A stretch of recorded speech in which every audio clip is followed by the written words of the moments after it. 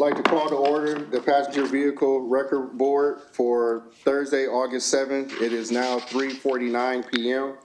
I do want to remind that the sunshine law is in effect. Do we have a motion to approve the minutes from last meeting? So moved. Do we have a second? Second. All in favor, say aye. Aye. All opposed? Motion carries. Inspector?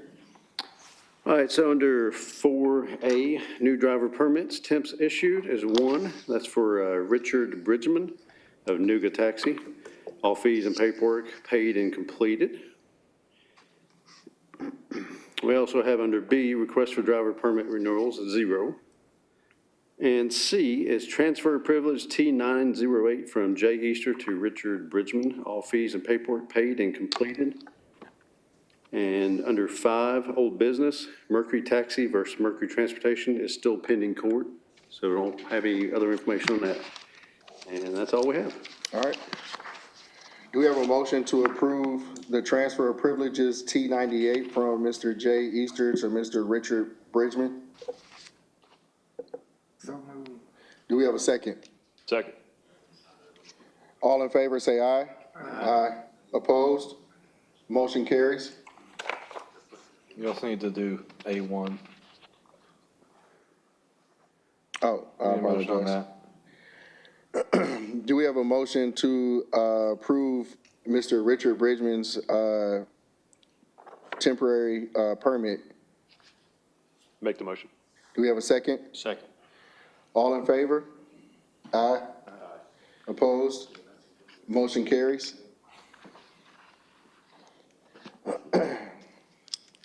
Is there anyone that has anything to speak to the board about? You got something? Mine's quick. Jonathan Easter, Nuga Taxi. I just want to confirm the violations that are pending as well, review based on the lawsuit. Are those going to be, is that encompassed in this lawsuit that's pending? Well, we're waiting for the outcome of the lawsuit before we bring Mercury Transportation before the board. I got you. I just want to know the any assessment or discussion of violations are pending due to The a illegality, name yes. lawsuit between Mercury and Mercury. That is true. Gotcha. Yes. I just want to know, is there any way to update like the monthly board meetings that this is encompassing not just a name lawsuit, but also violation pending lawsuit, which I don't see where the lawsuit has anything to do with the company's violation.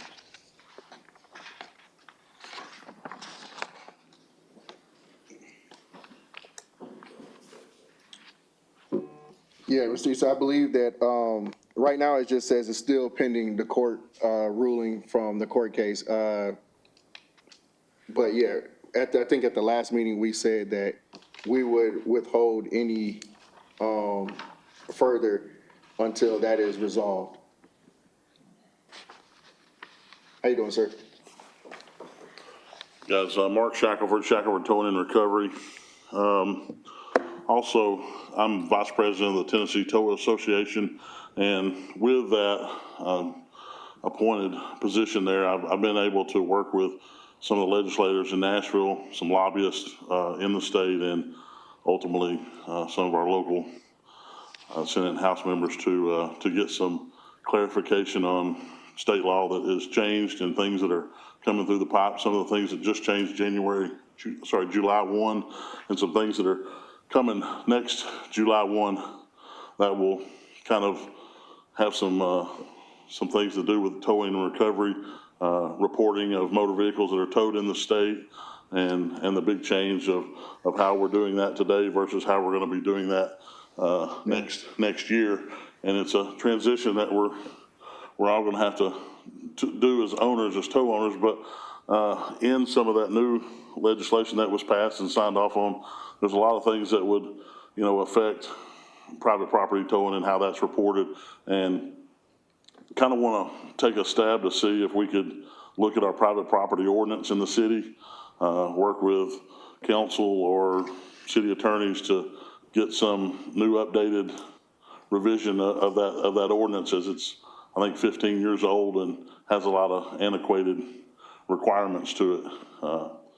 I don't think you guys want to hear all those right now, but I mean, I think if we sat down and talked about it at some point, you guys would agree. And the last time, you know, I had the opportunity to work with the Beer and Record Board, I think Ms. Coleman was probably the only one that was here back then, and they appointed us to one of the city council members to work in a legislative session to kind of get some of that stuff straightened out. So I don't know if the board has to make a recommendation, or if the, you know, regulatory bureau can work something out for us, but there's definitely some things in the ordinance that, you know, affects the citizens and us as towers that needs a cleanup on. Okay. With that, Mr. Shackelford's concerns, would that be something that we would have to look at as a board, or would it be more for the attorney's office or city council?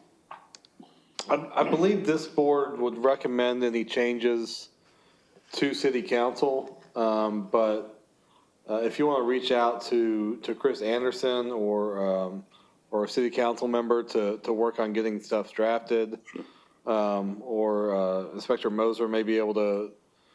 I think we tried that last meeting, and we're supposed to have a response on the rate increase that we've been waiting on for 2 years today, and getting an answer is kind of like watching paint dry. So we got to have something a little better than what we got, I guess, is my point. And a recommendation from the board would probably, or maybe even if we organized a meeting along with the board, would that help move it swifter and get some type of response? September, have a meeting before the meeting and listen to the concerns, and that way we can look at it and then make a recommendation for it to city council. Yeah, I mean, it could either be a separate meeting or it could be added to the agenda, just added to the regular agenda meeting if Mr. Shackelford and some other drivers want to tackle that during the meeting. Yeah, I mean, I didn't know, I mean, if you guys tell me I have to go to council and, you know, come up here and play a ukulele like the guy did last week to get his point across, I'll be glad to get a ukulele and go for it. But, you know, I figure there's a cleaner way of doing that. Yeah, I mean, ultimately you'll have to go to council, but this board can certainly, you know, hear all the concerns and discuss what sort of recommendations to make to the council. Can we organize time to get that conversation had and that response made? So, Mr. Shackelford, we're going to put you on the September agenda so that we can listen to all your concerns and you can have them organized and submitted to us. And then we will make the recommendations to city council based off of that. Okay. Does anybody on the board have a response from Chris Anderson about the July meeting that was set for a response for August? No, and I was looking for that myself, so I will reach out to Mr. Anderson because I was actually coming in to look at that myself. I was curious about that rate increase as well. Correct. So I will reach out to Mr. Anderson, and Is he the only one in the city that can help us? as far as I mean, I feel like we got a lot of constituents and a lot of folks in this city, and he does a great job when we can get his attention, but he's the most busiest guy you've ever met that works here. he so. is extremely busy, and that's why I think I don't know. He's the contact that was here then, so, and who was at the last two meetings. So I will definitely reach out and see if we can't have an answer for you in September when you come. I mean, I get it, and here again, I'm not coming to complain, but again, we waited a month from July to today. Right. We still don't have any knowledge or information about what we talked about back then, and now we're putting it off for 30 more days. So, you know, and we've only waited 2 years. I understand your concerns. I mean, it's, you know, what do we do? I got a question for council. So is there any kind of mechanism that the city attorney's office monitors, like, you know, legislative changes, like what he's describing, and to update the city council or the ordinances? I mean, I does mean, that work? we certainly try to stay on top of legislative changes, you know, and how that affects the city and different operations. But, you know, I mean, certainly when we're required to make legislative changes, we try to do that. Sure. Or, you know, bring that to the council's attention. But I'm not going to say there's not like a clear trigger. Sure. You know, we've got to, you know, try and keep on top of things. And when we see changes that we anticipate will affect city operations, we try to address those as needed. Sure. Yeah, I get it. I was just curious, I mean, because I don't know what kind of issues you're talking about, but if it's something that's preempted, you know, by state law in the Absolutely. ordinance, then, I mean, that seems like that would just change automatically. You know? Mr. Matthews, to rebuttal just a little bit, I had the pleasure to work with Senate Majority Leader Chad Johnson and his senior policy writer, Lou Gustafson in Nashville, along with, you know, Bo Watson was involved in our tow association lobbyists. So the information that I have probably never graced the city's door at this point. You know, it was just enacted in July. So I don't think that we really are, a lot of cities are probably behind the times when it comes to tow trucks. Well, I mean, it could be a situation where the state law would preempt the city ordinance and, you know. We'd love for some of the city ordinance stuff to be cleaned up to where state law did manage and cover it, because there's some benefits to that as well. Sure, yeah. And the board definitely recognizes, Mr. Shaka, for your frustration. Sure. And but we ask that you, allow us to get our bearing. I agree. And one other thing, when I handled this with Councilwoman Dolly several years ago, when she took over the legislative task of handling this for us, part of that was a January 1 fiscal year annual rate increase based on the inflation calculation that they used to come up to where we were at from the old rate, which was 125, 135 to the now 225, 250.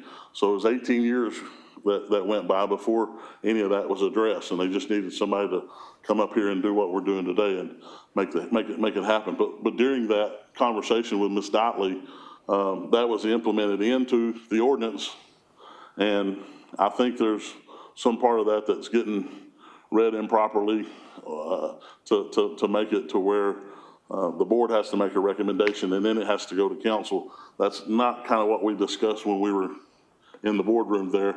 So I'm just playing by the rules that they're making as we go at this point, and trying to be patient. I got you. Like I say, we've done that for 2 years, so. No, I definitely understand. But We just need somebody that can make the rules and make a decision, raise their hand, and let's get it behind us. so Anybody want to do that? think to make that decision, we have to be, be educated on it. I get it. Yeah. And that's what we're asking is the patience so that we can educate ourselves on that Okay. by then. Can we calendar for next meeting? That's what we're saying, yeah, Okay. for next week. That's our only option, I guess, right? Yeah, so we would be here at 3:00 to meet with Mr. Shackelford then to hear. I think it's gonna take longer. Well, I mean, it's easier if it's just done during the meeting. Itself. Yeah, itself, if I'll you prepare a presentation by paper and email it to you beforehand if you'd like. That way everybody's got a chance to review it and poke holes in it, ask questions. Okay. yeah, That just would be make great. sure to get that to Ms. Lawrence. Absolutely. And we're gonna allow him She's the enough, distributor of all information needed, right? we're gonna allow him enough time to speak instead of the 2 minutes, 3 minutes. We're gonna give him time to explain everything. Yeah, we can. Not cut him off at 2 minutes or 3 minutes or, you know. Yeah, I mean, we can, I guess, add it to the, put it formally on the agenda, so it's a agenda item and not just a. I'll calendar it, be here next month. Yeah. Thank you, guys. All right, thank you. So basically, it says, Will be under discussion, what are you gonna put him under? When you said, Record business. okay, 3 o'clock. No, it'll be at the during the Regular, regular okay. 3:30 meeting. Yeah, regular time, okay. Sorry. So if y'all look at page 20 out of 36, in the middle, let's say provide an annual increase every January based on the annual inflation increase from the prior month's data to be approved each year by the record board.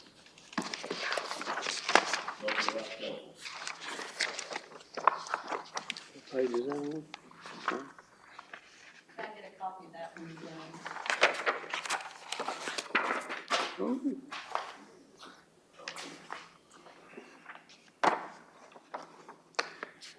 I got it in my system. He was referring to something else.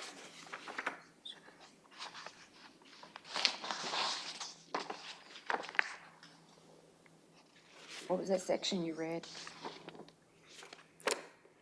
It is under section 35-160,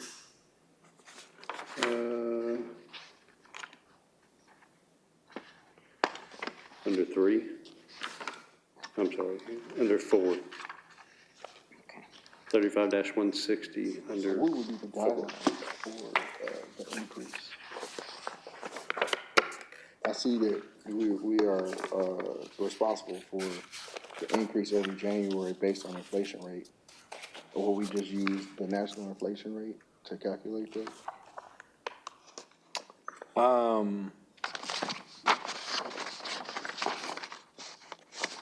Yeah, unless we have local data.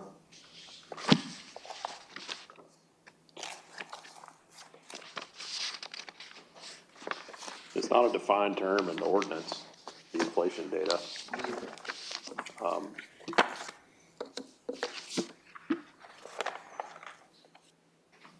don't know. I mean, is that something that the city would provide to us, or do we need to find it ourselves? I will look into that. Okay. I'll have to find it, but there is something that says it has to be approved by city council for the, I guess, final. Well, I guess we would make a recommendation and the city council will You approve it. recommend and they act on it. So we- I think everybody does have a copy of the ordinance now, Yes. paper copy.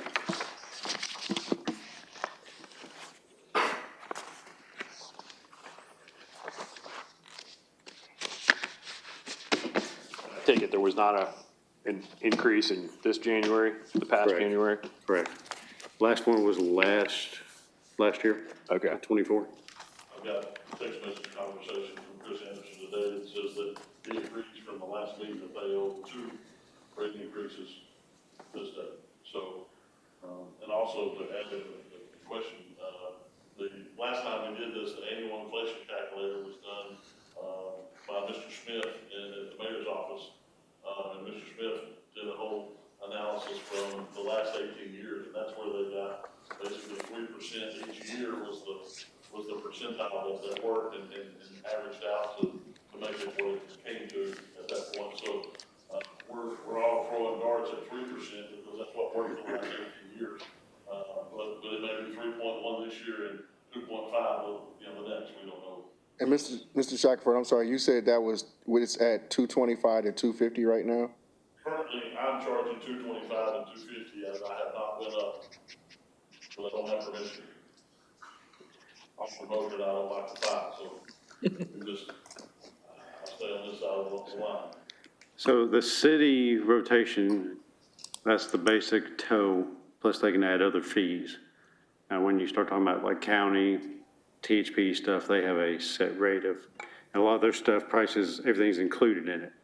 We have extra stuff like dollies and winching, and so it just depends on the situation. Sometimes that bill can get up there pretty far, pretty high. So just a basic, just pick a car up, go, it's a certain, and then you have to start adding these little extras like winching and airbags or whatever, clean, whatever. I know what you're Yeah, talking about. and it's in the ordinance there. It shows what all they can charge for. Yeah.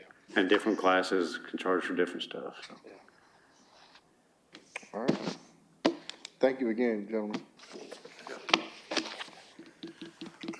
Sorry, Jonathan Eastern. Just to piggyback, kind of help Mr. Shackelford out. We've dealt with this before. When Uber and Lyft came in, City Council created an ordinance that specifically regulated Uber, Lyft, or what they call transportation network companies / rideshare. The city was putting forth an ordinance to kind of regulate those vehicles.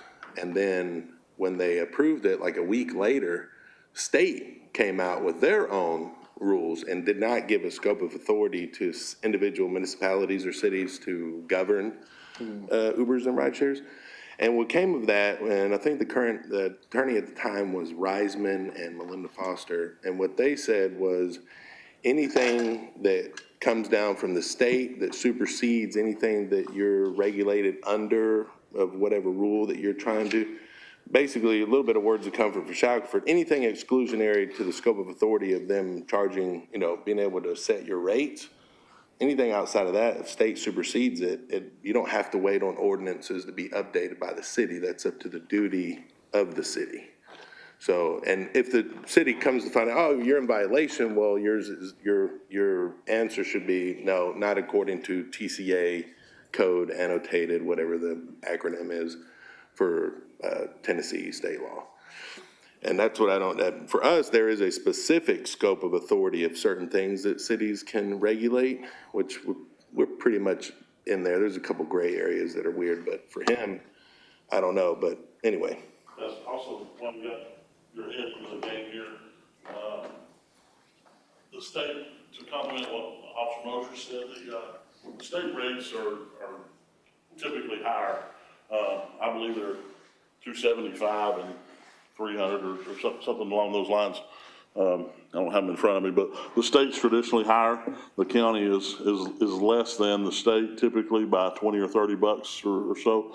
And then we've got the city rates, which, to Mosher's point, we have our standard tow rate, which is the maximum fee. It doesn't say that, if I tow Mr. Parsons' car, I got to charge him, $250. It means that I can charge him $150 if I choose to. Right. It's just the maximum set rate. So not every tower's utilizing those fees every single time they tow a car. There's, people that have a customer base and a business to protect, and there's some that are out here bad actors in the industry. So we've got, the state that's the highest, the county that's the next highest, and then us as the city. We do have the option, as he stated, for dolly skates, extra winching, access, spill cleanup, material that we have to purchase that's required to be on our truck. So the new ordinance that Ms. Dotley helped us with was very beneficial to us.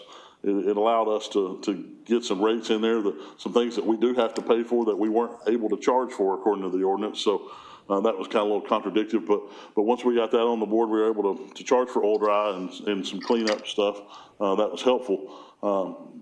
And then, like I said, some of the things, the skates and the dollies, and those are add-ons, so not necessarily used in every event. So when we get this 3%, that just goes on the tow fee, the daytime and the nighttime tow fee. And I do think, according to the ordinance, there's some asterisks down beside some of the tow rates that are in the 35-160 or 171 numbers that do allocate that they are along with a rate increase each fiscal year as well. So there's some things that were outlined that did take the rate increase and some that weren't. So look at those with a magnifying glass, I guess.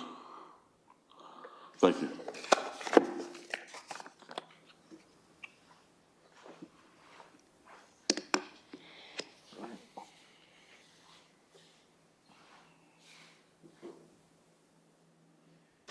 All right, did anyone on the board have any further questions? Inspector Moser, did you have anything further, sir? No, sir. Do we have a motion to adjourn? Motion to adjourn. Do we have a second? Second. This meeting is adjourned.